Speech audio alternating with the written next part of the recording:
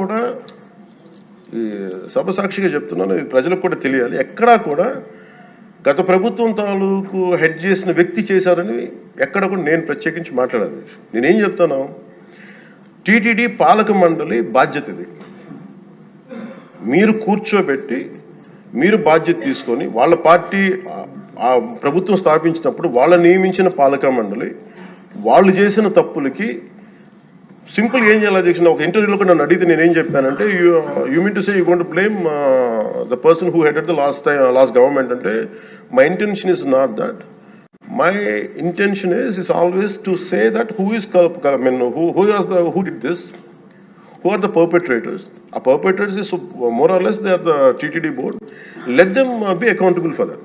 ఎక్కడ కూడా నేను ఈ వ్యక్తి గురించి మేము మాట్లాడలేదు, ఎందుకంటే డైరెక్ట్గా ఇన్వాల్వ్మెంట్ ఉందని మనం చెప్పట్లేదు అది, ఎందుకంటే వాళ్ళు నియమించిన బోర్డు ఇది.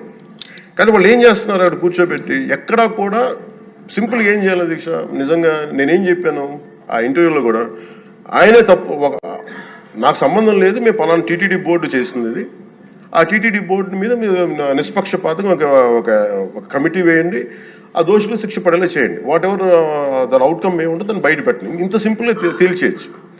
వాళ్ళు వెనకెందుకు వేసుకొస్తున్నారు నాకు ఈ రోజుకి నాకు అర్థం కాదు. ఈ రోజుకి వెనకేసుకు రావాల్సిన అవసరం లేదు. వెరీ క్లియర్ కట్ రిపోర్ట్ ఇచ్చింది.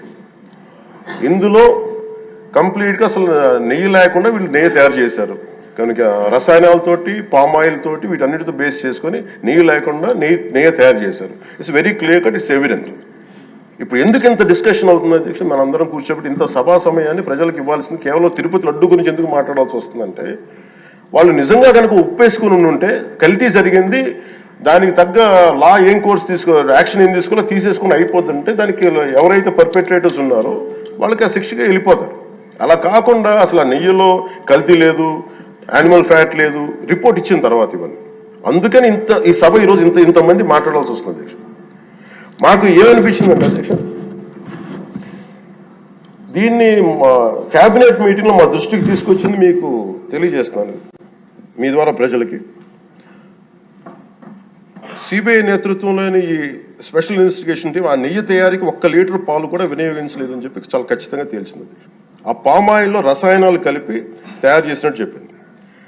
ఆ ఇతర రసాయనాలు ఏ మూలకాల నుంచి తయారయ్యాయో నిర్ధారణ చేసే సాంకేతికత, దానికి సంబంధించిన టెక్నాలజీ ఆ పర్టికులర్ మా వద్ద లేదనేది ఆ సిట్ తేల్చేసింది.